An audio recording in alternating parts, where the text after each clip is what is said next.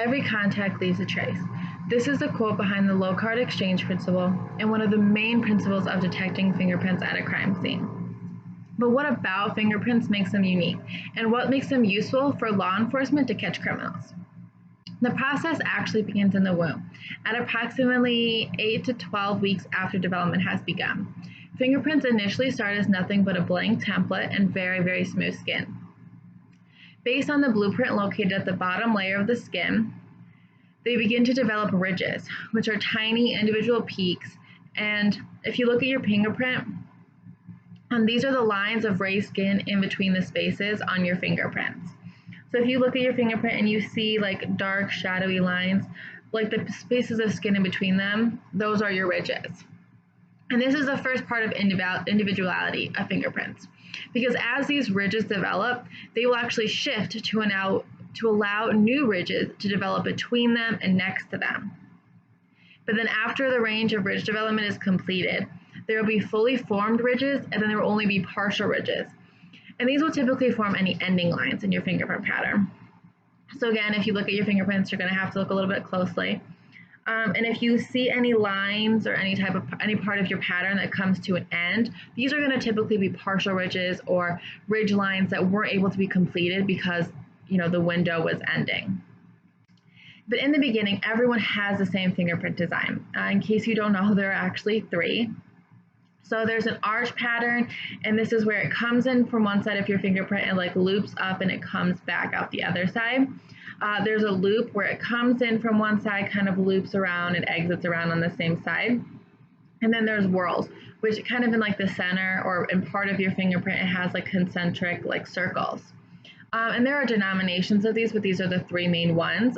Loops are actually the most common. They're what you see most often than not. Whorls are the next common after that, and arches are actually the least common. But in the initial stages of development, everyone has fingers that actually kind of look like geckos. So you have like your little baby hand, and then you'll actually have really big bulbs of like skin basically. With you, and it has that whorl pattern, so it has like a concentric circles. And then actually as the baby moves around in the womb, the fingers will press against the lining, and those patterns will be distorted. So that concentric whorl pattern will change and shift as it moves in the womb. And this is the second part of individuality of fingerprints, because not everyone moves around the womb in the same. And those adjustments combine with the ridge detail from earlier, and they create unique patterns special to that someone.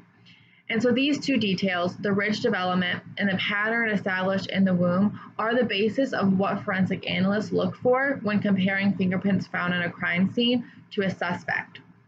So when looking for individualizing marks, they'll look for specific details in your pattern. So they look at overall pattern initially, and that can eliminate a suspect, because if what you're looking for, if one person has all loops and you're looking for someone who has 5 whorls, you can cross them out immediately. And then after they compare that, then it helps eliminate, because when you're looking at a suspect, you have 10 fingers to look at, and you might only have 1 from a crime scene. So you initially look at the overall pattern, and so you can deduce and you can pinpoint what fingers you want to look at. And then they go through and look at that ridge detail that developed, in development. They'll look at lines that end. They'll look at, if one line branches off into 2 lines. And that's basically from those ridges moving across and spreading out and splitting.